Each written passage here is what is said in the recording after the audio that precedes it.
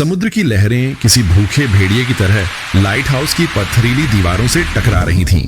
बाहर महातूफान का तीसरा दिन था और मुख्य भूमि से संपर्क टूटे हुए भी उतना ही समय बीत चुका था। बूढ़ा लाइट हाउस कीपर इलियास खिड़की से बाहर दिखते अंतहीन अंधेरे को देख रहा था। उसके साथ उसका युवा सहायक लियो 25 कोने में बैठा लालटेन साफ कर रहा था। अंदर का माहौल भारी और दमघोंटू था। तेल के दियों की रोशनी दीवारों पर लंबी और डरावनी परछाइयां बना रही थी।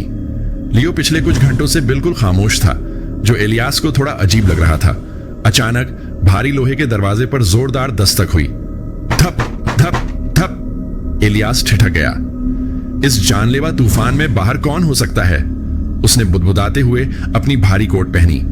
लियो ने सिर उठाकर उसकी ओर देखा, लेकिन कुछ बोला नहीं। उसकी आंखों में एक अजीब सी शून्यता थी। जैसे ही इलियास ने भारी कुंडी खोली, ठंडी हवा का एक झोंका और बारिश की बौछारें अंदर आईं। बाहर एक लड़का खड़ा था, खून से लथपथ, ठंड से कांपता हुआ और पूरी तरह भीगा हुआ। जब लालटेन की रोशनी उसके चेहरे पर पड़ी तो इलियास के हाथ से दरवाजा छूटते छूटते बचा। बाहर खड़ा लड़का बिल्कुल लियो जैसा दिख रहा था। वही घुंघराले बाल, वही छोटी सी नाक और वही भूरी आंखें। इलियास, भगवान के लिए मुझे अंदर आने दो, बाहर वाले लड़के ने चीख कर कहा।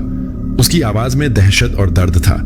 उसने थरथराते हाथ से अंदर की ओर इशारा किया, जहां दूसरा लियो अभी भी अंधेरे कोने में खड़ा था। वह मैं नहीं हूं, बाहर वाले लियो ने हाँफते हुए कहा। वह कोई शैतान है, कोई बहरूपिया।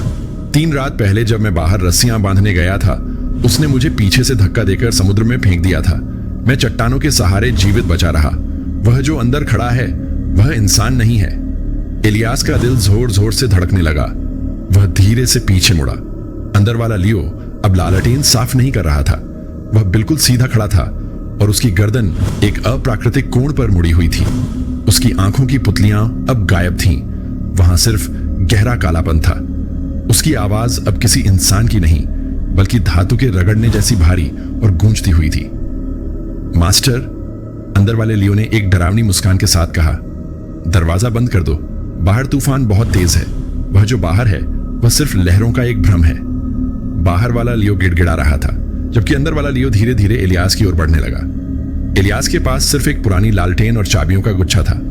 वह 2 एक जैसी शक्लों के बीच फंस गया था, एक जो मरणासन्न था और दूसरा जो उसकी आंखों के सामने अपनी खाल बदल रहा था। तभी बिजली कड़की और एक पल के लिए पूरा कमरा दूधिया रोशनी से भर गया। उस एक पल में इलियास ने दीवार पर परछाई देखी। अंदर वाले लियो की परछाई किसी इंसान की नहीं, बल्कि कई हाथों वाले एक अजीब लंबे जीव की थी, जिसके नाखून तेज छुरों की तरह लग रहे थे। इलियास को समझ आ गया कि 3 दिनों से वह किसके साथ रह रहा था, पर क्या अब बहुत देर हो चुकी थी?